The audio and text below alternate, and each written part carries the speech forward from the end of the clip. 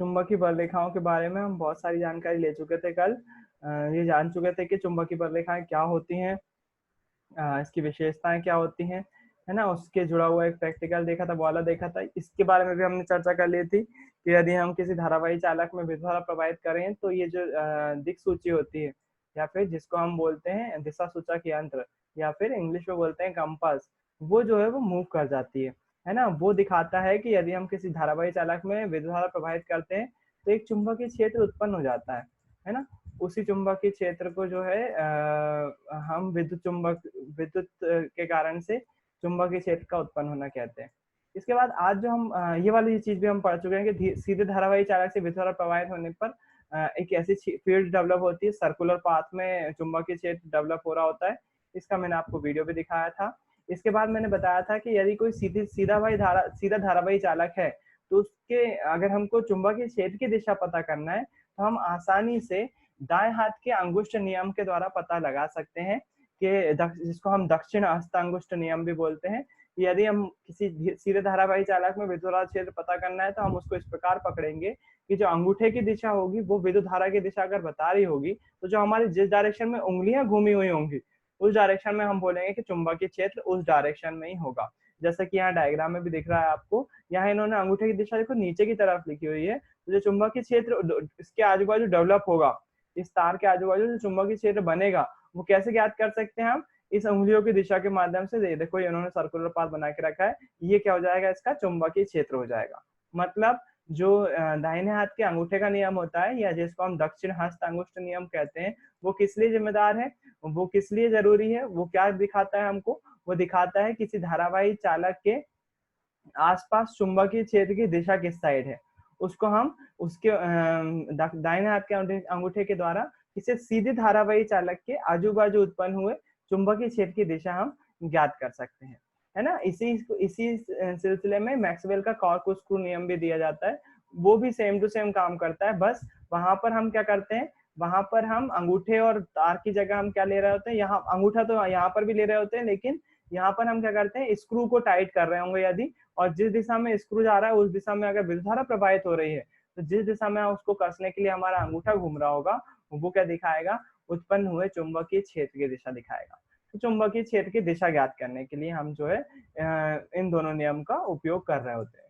अब क्या कर रहे हैं हम, अब जो है किसी विद्युत धारावाही वृत्ताकार पाश के कारण चुंबकीय क्षेत्र, अब क्या करा हमने, कुंडली को जो है वो घुमा दिया, मतलब उसको एक सर्कुलर पाथ बना लिया, मतलब कि ऐसा कुछ बना लिया, है ना। यहाँ पर आपको जो दिख रहा है, ये जो बीच में दिख रही है लाइनें, ये सर्कुलर पाथ बना लिया। अब सर्कुलर पाथ में बल रेखाएं कैसे बनेंगी उसके बारे में चर्चा कर रहे हैं। तो यहाँ पर इन्होंने क्या करा, बोल रहे हैं अभी तो सीधे आपने सीधे धारावाही चालक को देखा, तो सीधे धारावाही चालक पे कैसे कैसे सर्कुलर पाथ बन रहा था। मैं आपको दिखाता हूँ ड्रॉ करके कि मैं क्या बोलना चाह रहा हूँ। मैं आपसे ये बोलना चाह रहा हूँ कि यदि कोई सर्कुलर ऐसा कोई डंडा होगा, सीधा सा कोई बिल्कुल सीधा सा पोल होगा, तो इसके आजू बाजू चुंबकीय क्षेत्र कैसा बनेगा, इसके आजू बाजू तो आपने देख लिया। अगर हम साइड से देख रहे हैं तो वो चुंबकीय क्षेत्र ऐसा जा रहा होगा और ऐसा आ रहा होगा, ऐसा घूम रहा होगा, है ना। यदि किस दिशा में यदि हमने विद्युत धारा इस दिशा में प्रवाहित करी तो हम अंगूठे के माध्यम से बता सकते हैं कि जो चुंबकीय क्षेत्र डेवलप होगा वो इस डायरेक्शन में होगा, है ना, इस डायरेक्शन में होगा, ऐसा इधर से घूम रहा होगा इसके आजू बाजू। अगर हम ऊपर से देखें यही चीज, तो मान लीजिए अगर ये कोई ऊपर से देखें, ये वो तार है और विद्युत धारा ऊपर की तरफ आ रही है, तो हमको ये वाला जो चुंबकीय क्षेत्र दिखेगा वो ऐसा कुछ दिखाई देगा, है ना। कैसा दिखाई देगा, ऐसा और ऐसा। ये दे बताओ मुझे, घड़ी की सुई की दिशा में है कि विपरीत दिशा में है, घड़ी की सुई कैसे घूमती है, घड़ी की सुई ऐसी घूम रही होती है ना, तो ये घड़ी की दिशा में है। घड़ी की दिशा में, इसको हम इंग्लिश में बोलते हैं क्लॉकवाइज। क्लॉकवाइज मतलब घड़ी की दिशा में, जिस दिशा में घड़ी की सुई घूमती है उस दिशा में घूम रही है, तो हम इसको बोलेंगे क्लॉकवाइज। बढ़िया है, ठीक है ना। तो ये हो जाएगा क्लॉकवाइज। अच्छा, इसके अलावा हम यदि बात करें एंटी क्लॉकवाइज की, यदि हम इसमें डायरेक्शन उल्टी कर दें, डायरेक्शन हम इस डायरेक्शन में कर दें और अब ऊपर से देखें, है ना, हम दाहिने हाथ के अंगूठे के नियम से अगर देखें तो अब डायरेक्शन कैसी हो जाएगी, अब अगर हम इसको ऐसा देखेंगे ऊपर से, अब डायरेक्शन कैसी दिखाई दे रही होगी, अब हमको उल्टा बोल दिया क्या मैंने, हाँ, मुझसे गलती हुई है एक। यहाँ पर जो है वो, यदि आप देखोगे ऊपर से, तो अब डायरेक्शन जो है वो ऐसी दिखाई देगी। कैसी? ऐसी।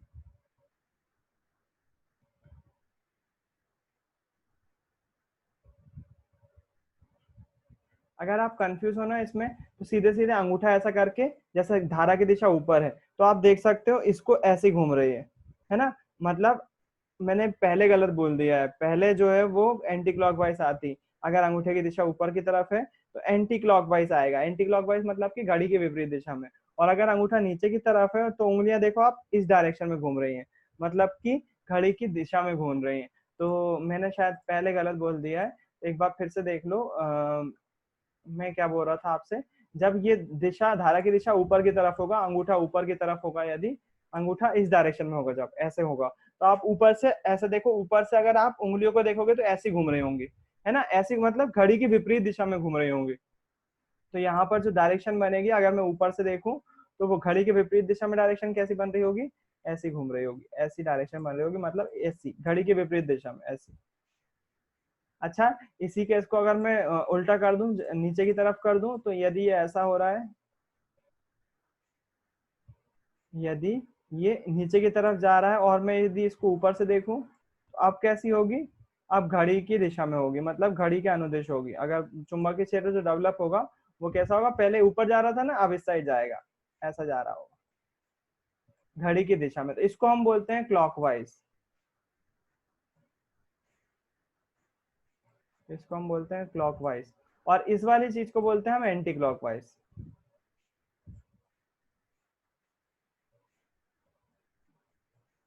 Anti clockwise. एंटी क्लॉकवाइज मतलब कि घड़ी की विपरीत दिशा में। और ये क्या हो जाता है? घड़ी की दिशा में क्लॉकवाइज हो जाता है। अच्छा, अब क्या कर रहे हैं? अब ये बोल रहे हैं आपसे, अभी तो ये धारावाही चालक कैसा था? बिल्कुल स्ट्रेट था, सीधा था।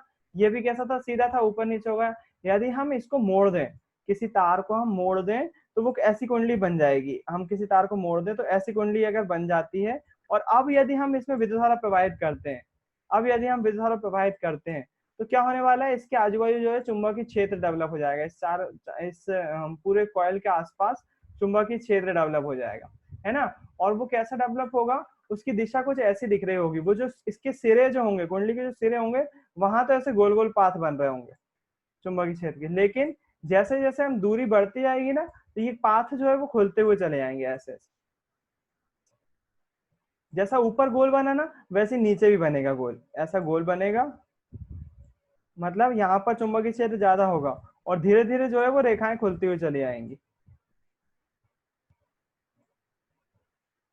है ना। अब इसकी डायरेक्शन कैसे पता चलेगी? डायरेक्शन डिपेंड करती है करंट की डायरेक्शन पे। मान लो यदि करंट की डायरेक्शन ये है, तो आप यहाँ पर भी दक्षिण हस्त अंगुष्ठ नियम लगा सकते हो। दक्षिण हस्त अंगुष्ठ नियम, आप इस तार को ऐसे पकड़ोगे तो ये जो बल रेखाएं कुछ ऐसी आती हुई प्रतीत होंगी, इस साइड से आती हुई प्रतीत होंगी।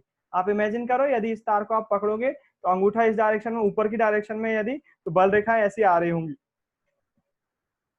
इस कुंडली को आप ऐसा पकड़ने की कोशिश करोगे, जब मैं यहाँ से समझाऊंगा तो उल्टा हो जाएगा, आपको उल्टा दिखाई देगा, है ना। तो यदि आप इसको इमेजिन करो, आप इसको ऐसा पकड़िएगा, किस डायरेक्शन में? जिस डायरेक्शन में मैं एरो बना रहा हूँ। तो यदि आप इसको ऐसे पकड़ोगे, तो आपको पता चलेगा कि जो बल की डायरेक्शन रहेगी वो कैसी रहेगी? अंदर से बाहर की तरफ आ रहा होगा। तो बल इस साइड से इस साइड आ रहा होगा, ऐसा आ रहा होगा, है ना। इधर से ऐसा ऐसा आ रहा होगा। यहाँ से आप बता सकते हैं ऐसा जा रहा है बल।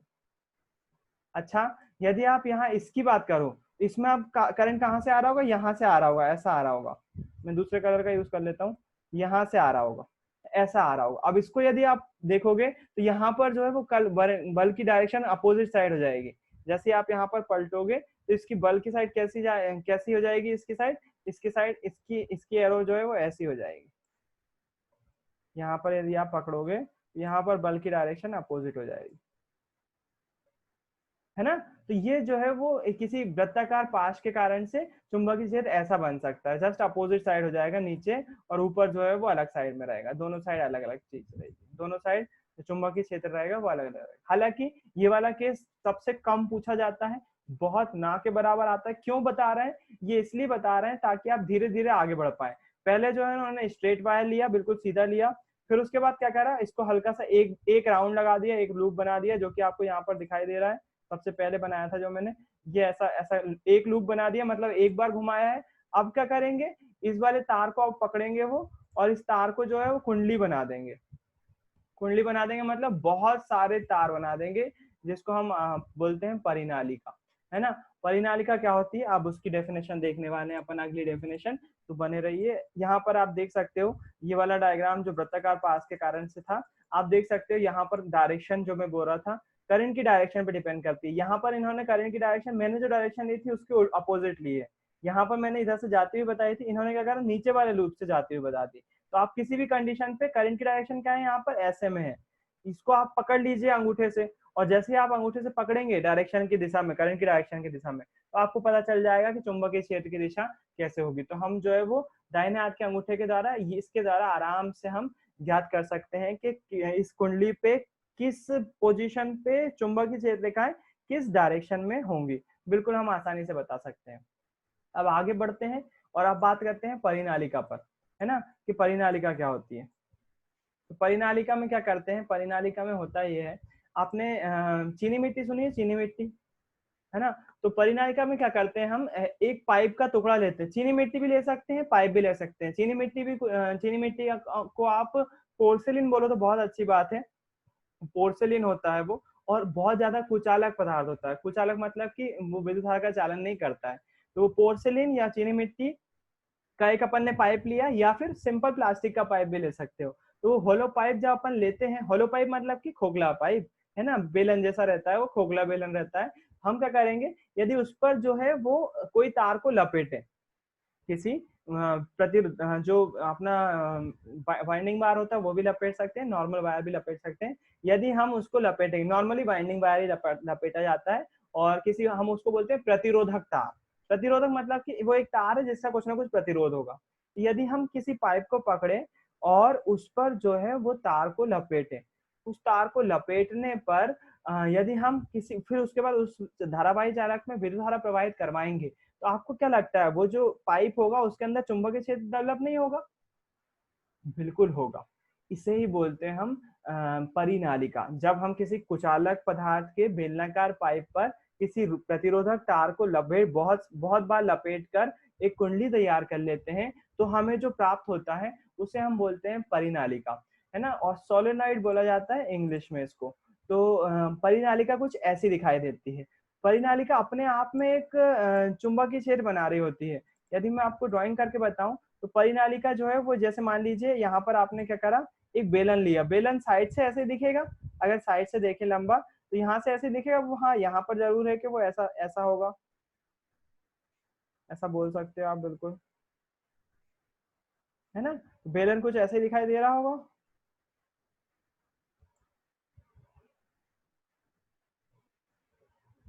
इस बेलन पर हमने क्या करा, किसी प्रतिरोधक तार को लपेटा, लपेटना चालू करते हैं अपन। मैं कलर इसका चेंज कर लेता हूँ तार का, और थोड़ा सा साइज भी इसका मोटा कर लेते हैं। यहाँ से क्या हुआ, मैंने इस तार को लपेटना चालू कर, तो पीछे से आया, पीछे से आके क्या हुआ, ऐसा गया। आगे से डालते हैं, इसको ऐसा डाला, यहाँ से गया, फिर पीछे से आएगा, फिर यहाँ से जाएगा, फिर पीछे से आएगा, फिर यहाँ से आएगा, फिर पीछे से आएगा, यहाँ से आएगा, यहाँ से पीछे से आया, फिर उसके बाद फिर गया यहाँ से, फिर पीछे से आया, फिर यहाँ गया। इस प्रकार अपन ने क्या करा, तार को लपेट लिया। किस पर लपेटा अपन ने, किसी कुचालक पदार्थ से बने बने हुए पाइप पर। वो प्लास्टिक का पाइप भी हो सकता है, वो चीनी मिट्टी का पाइप भी हो सकता है। वो हमने क्या करा, इसको ऐसा बना दिया, ऐसा तार लपेट ली। और जब हम इसमें क्या करेंगे, कहीं बाहर से बैटरी कनेक्ट कर देंगे। इससे हमने क्या करा, तार से बैटरी कनेक्ट कर दी, तो प्लस माइनस बन जाएंगे आपके पास ध्रुव, प्लस माइनस बन जाएंगे। और धारा कैसे जा रही होगी, प्लस साइड से जा रही होगी, विद्युत धारा यहाँ से प्रवाहित हो रही होगी, तो क्या होगा, यहाँ से जाएगी, पीछे से आएगी, फिर यहाँ से जाएगी, ऐसी जा रही होगी बकायदा, बिल्कुल जा रही होगी। अब होगा क्या, ये जो, जाहिर सी बात है ये चालक तार है, तो इसके आजू बाजू चुंबकीय क्षेत्र उत्पन्न होगा। तो ये पूरी की पूरी जो परिनालिका रहेगी, इसी को हम परिनालिका बोलते हैं। परिनालिका जो रहेगी, ये एक प्रकार की चुंबक की भांति काम करने लगेगी, है ना। अब जब चुंबक होगा तो इसकी जाहिर सी बात है बल रेखाएं भी होंगी। वो इसकी जो बल रेखाएं होंगी कुछ ऐसी होंगी। यहाँ पर पहली बात तो डिपेंड करेगा हम करंट कहाँ से भेज रहे हैं। यहाँ पर भी हम ज्ञात कर सकते हैं कि जो वो होगा, मतलब जो क्षेत्र, विद्युत क्षेत्र उत्पन्न होगा, वो किस दिशा में उत्पन्न होगा, ये बिल्कुल हम ज्ञात कर सकते हैं। यहाँ पर जो पोल बनेंगे ये ध्रुव के, वो पोल कैसे हो जाएंगे, उन पोलों को मैं आपको तरीका बताऊंगा, वो स्कूल में बताऊंगा मैं आपको तरीका। लेकिन यहाँ पर जो पोल बनेंगे वो आपको याद रखना है, इस साइड वाला नॉर्थ पोल बन जाएगा और इस साइड वाला एस पोल बन जाएगा, साउथ पोल बन जाएगा। जिस तरह से करंट जा रही है ना, अगर इस साइड देखोगे आप, किस साइड, इस साइड से अगर देखोगे, यहाँ से अगर आप आंखें लगी हुई हैं आपकी यहाँ पर, इस साइड से कुछ देखोगे तो ये कुछ ऐसा दिखाई देगा, ये वाला पोल कैसा दिखाई देगा, ये एस पोल है आपका, पाइप का होल है। और जो करंट बह रहा है, वो करंट जो बह रहा है वो ऐसा क्या बह रहा है ना, इसके राइट हैंड साइड से आ रहा है, मतलब यहाँ से आ रहा है और ऐसा जा रहा है, करंट ऐसा जा रहा है ना, करंट ऐसा बह रहा है, इस पर जो तार लगा हुआ है, यहाँ पर जो तार लपेटा हुआ है, करंट कैसा जा रहा है, ऐसा जा रहा है, मतलब कि करंट कैसा बह रहा है, ऐसा बह रहा है, ऐसा बह रहा है ना। जब यहाँ पर ये करंट ऐसा बह रहा है तो जो क्षेत्र की डायरेक्शन होगी वो कैसी होगी, ऐसी, यहाँ से लेकर ऐसी होगी, यहाँ से इस डायरेक्शन में होगा। तो इसको 3D में इमेजिन करना पड़ेगा, हालांकि वो इमेजिन करना अभी पॉसिबल नहीं है। तो आप अभी केवल इतना ध्यान रखो, यहाँ पर यदि आप जो एस वाला ध्रुव है, जो एस ध्रुव है, यहाँ पर यदि करंट की डायरेक्शन एंटी क्लॉकवाइज होती है, यदि करंट की डायरेक्शन एंटी क्लॉकवाइज, घड़ी के विपरीत दिशा में होती है, तो वहां पर साउथ पोल होगा। और यदि आप यहाँ पर आंख करके देखते हो अपने, यहाँ इस साइड से देखते हो, इधर से आंख करके देखते हो आप, तो आपको यहाँ पर से जो दिखेगा नजारा वो कुछ ऐसा दिखेगा, ऐसा होगा। और जो इधर से करंट आ रहा होगा वो ऐसा आ रहा होगा। तो यहाँ पर जो करंट आ रहा होगा इसके ऊपर से, वो कैसा आ रहा होगा, क्लॉकवाइज। तो जहां पर क्लॉकवाइज होती है धारा की दिशा, वहां पर नॉर्थ पोल बनता है। वहां पर कौन सा पोल, नॉर्थ पोल। और जहां पर एंटी क्लॉकवाइज होती है वहां पर कौन सा पोल बनता है, साउथ पोल। हालांकि ये चीज जो है वो आपको रट लोगे तो ज्यादा अच्छा रहेगा अभी के लिए, क्योंकि ये जब क्लास में होगे तो प्रैक्टिकली मैं समझा पाऊंगा। तो अभी ये समझ लो कि इस वाले साइड पर जो धारा की दिशा है वो एंटी क्लॉकवाइज है। एंटी क्लॉकवाइज समझ सकते हो ना, घड़ी की विपरीत दिशा में। तो यहाँ पर कौन सा बनेगा, साउथ पोल। और जो इस साइड है, मतलब इस साइड देखोगे, जो इधर जो धारा की दिशा है वो कैसी है, क्लॉकवाइज है। आपके देखने के ऊपर डिपेंड करेगा आप परिनालिका को किस साइड से देख रहे हो। इस साइड से देखते हो तो यहाँ पर क्लॉकवाइज मिलेगी आपको, और यहाँ पर कौन सा बन जाएगा, नॉर्थ पोल। अच्छा, ये जो पूरी परिनालिका होगी ना, ये चुंबक की भांति काम कर रही होगी। और जो चुंबक की बल रेखाएं निकल रही होंगी ना, वो ऐसे ही निकल रही होंगी जैसे किसी क्षण चुंबक के लिए निकलती है। एक बल रेखा ऐसी हो गई, एक बल रेखा ऐसी हो गई, एक बल रेखा ऐसी हो गई, है ना, एक बल रेखा ऐसी हो गई। इसके बाद छोटी बल रेखा भी हो सकती है कि यहाँ पर कोई, ऐसे यहाँ पर भी कोई छोटी बल रेखा हो सकती है। तो ये जो परिनालिका होती है एक सिंपल चुंबक की भांति काम करती है। लेकिन इसकी एक क्वालिटी है, वो क्वालिटी क्या है, जो इसके अंदर का चुंबकीय क्षेत्र होगा ना, आपको मालूम है कि ये रेखाएं एक दूसरे से जुड़ रही होंगी पूरी अंदर की तरफ, ये रेखाएं पूरी एक दूसरे से जुड़ रही होंगी बिल्कुल ऐसे। इसके कारण से होगा क्या, जो परिनालिका के अंदर जो चुंबकीय क्षेत्र बनेगा, जो आपको बिल्कुल पैरेलल लाइन दिख रही है ना,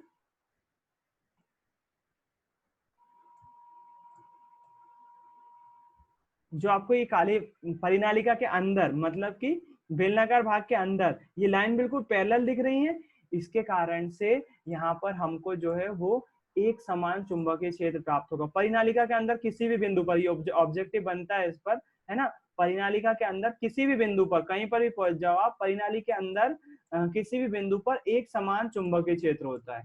कैसा क्षेत्र होता है, एक समान चुंबकीय क्षेत्र होता है,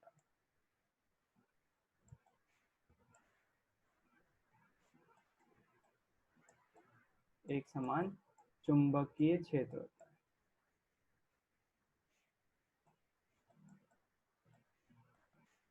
एक समान चुंबकीय क्षेत्र होता है ना। तो मेरे ख्याल से आपको समझ में आ रहा होगा, किसी परिनालिका के अंदर किसी भी बिंदु पर एक समान चुंबकीय क्षेत्र होता है, इसको याद रखेंगे आप।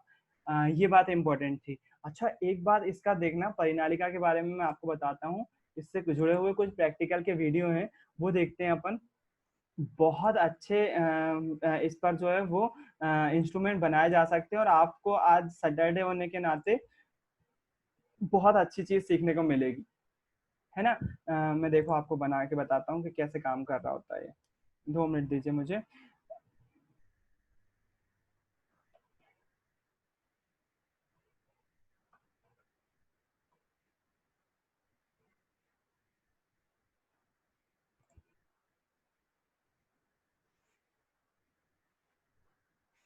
अब सबसे पहले आपके सामने आ रहा है सोलेनॉइड इंजन, है ना। सोलेनॉइड इंजन किसको बोलते हैं। तो ये आपके सामने आ गया सोलेनॉइड इंजन।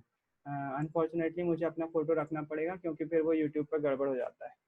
तो ये फोटो मैं इधर रख देता हूँ अपना। आपकी स्क्रीन पर मेरा फोटो आ रहा है क्या अभी?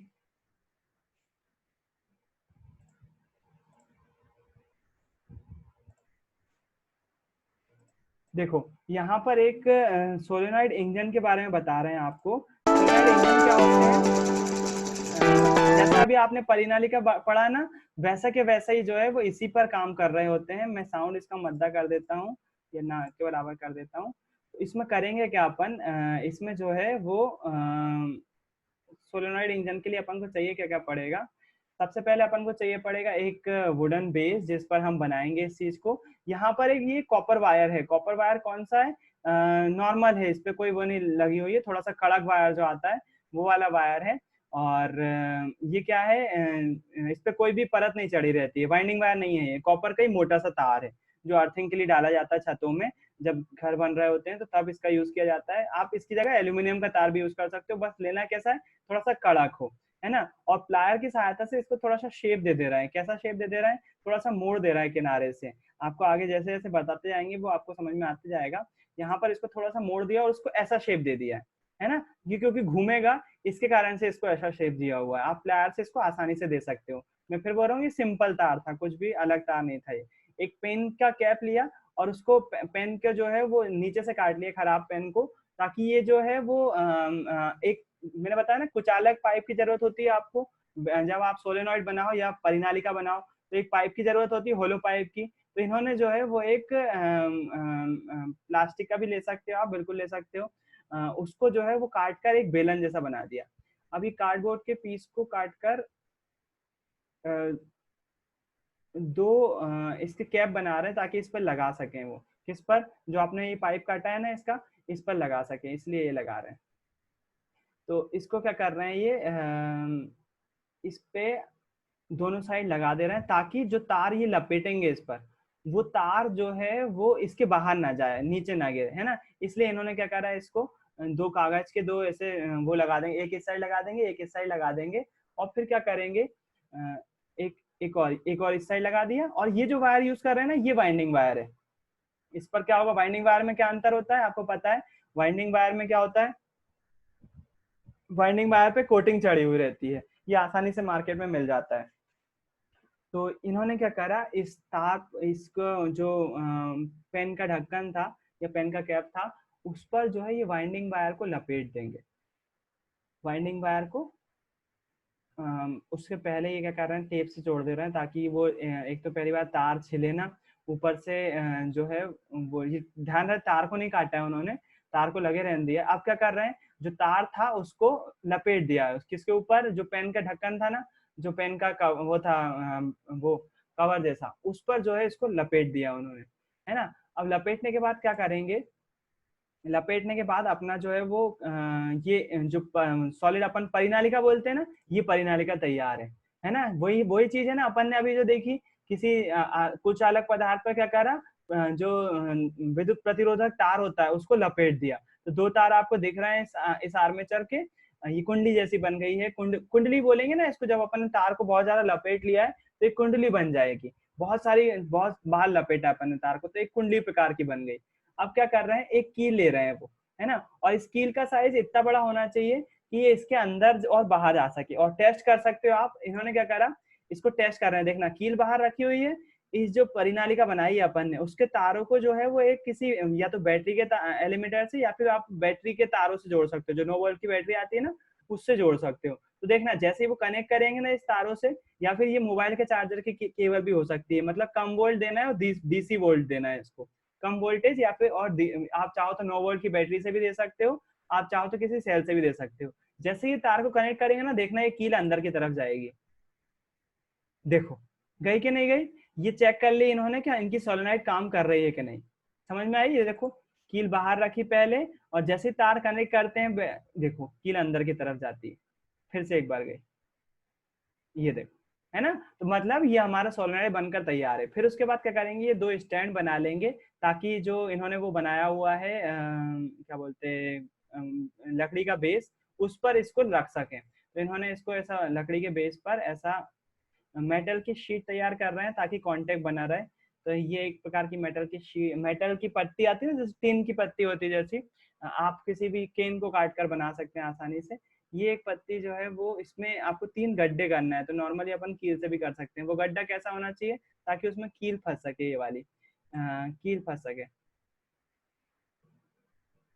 जो बच्चे नए आए हैं मैं उनको बता दूं कि ये 30-40 मिनट बाद क्लास खत्म हो जाती है। एक बार फिर से ज्वाइन कर लीजिएगा अगर बीच में आपकी क्लास बंद होती है तो, है ना।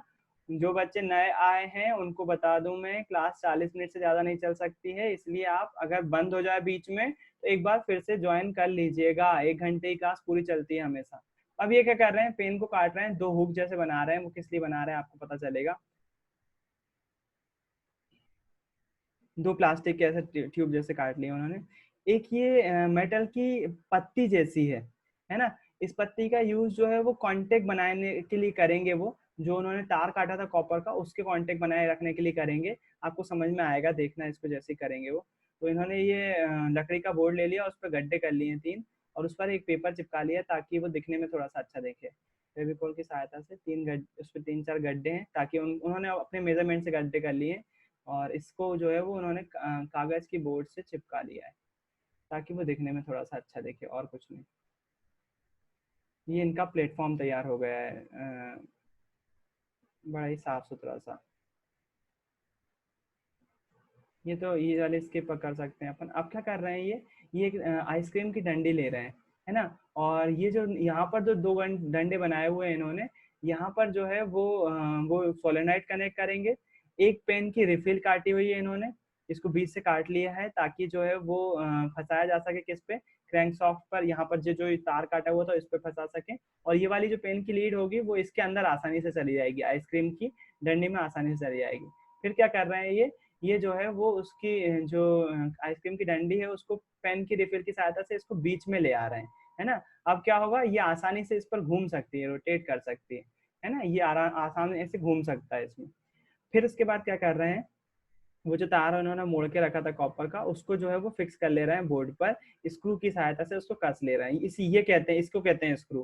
तो अब देखना, ये स्क्रू जिस डायरेक्शन में जा रहा है, मैक्सवेल का कॉर्पस्कुलर नियम बोलता है कि जिस डायरेक्शन में इसको घुमा रहे हैं हम, वो दिशा कौन सी होगी, विद्युत क्षेत्र की दिशा। चलो जाने दो, समझ में तो आ गया होगा मेरे ख्याल से। ये इन्होंने क्या करा, कार्डबोर्ड पर जो तार बनाया था उसको फिक्स कर लिया। साथ ही साथ जो सोलोनाइड बनाई थी इन्होंने, जो परिनालिका बनाई थी, उसको भी कनेक्ट कर लिया है। एक स्ट्रिप लगा दी है ताकि ये स्ट्रिप जो है वो इससे कांटेक्ट में रहे। और स्ट्रिप को कैसे कांटेक्ट में कर दिया है, जो मोटर का एक वायर है उसी के कांटेक्ट में कर दिया है। ये तार से जोड़ दिया है इन्होंने। बहुत अच्छा प्रैक्टिकल है, बहुत अच्छा वो है, क्या बोलते हैं, प्रयोग जैसा। और सॉलिड है, वर्क भी करता है, और बहुत सारे लोगों ने करके देखा है। इसको पेन को काट कर इधर किनारे पे लगा दिए ताकि ये जो है वो अपनी पोजीशन से ना हिले। ये पत्ती जो है इसके कांटेक्ट में है, यहाँ पर जो है वो पत्ती जो इन्होंने बनाई थी। ये पत्ती की जगह आप नॉर्मल तार भी ले सकते हो, जो सिंपल सा हो, मूव, ये जो जब मूव करे तो इसके कांटेक्ट में रहे बस, है ना। अब क्या कर रहे हैं, ये इन्होंने यहाँ पर एक तार यहाँ पर लगा दिया है, और इस वाली चीज को इन्होंने इस कील से फिक्स कर दिया। जो कील अंदर बाहर हो रही थी ना, उस कील से फिक्स कर दिया है आइसक्रीम की डंडी को। अब यहाँ पर ये अपने ऊपर है, आपके ऊपर है, आपको लगाना है कि नहीं लगाना। बिल्कुल पूरी हद तक आपके ऊपर डिपेंड करता है। अब क्या करने वाले हैं ये, अब इसमें कुछ नहीं बचा हुआ, पूरा सर्किट अपना बन के तैयार है। अब इसमें केवल ये जो है विद्युत धारा प्रवाहित करने वाले हैं, मतलब इस कुंडली में जो है वो विद्युत धारा प्रवाहित करने वाले हैं। अब होने क्या वाला है, यहाँ पर जैसे ये चालू करेंगे, 12 वोल्ट की बैटरी, जो अपना लैपटॉप का अडाप्टर होता है ना, आप मोबाइल का अडाप्टर भी ले सकते हो।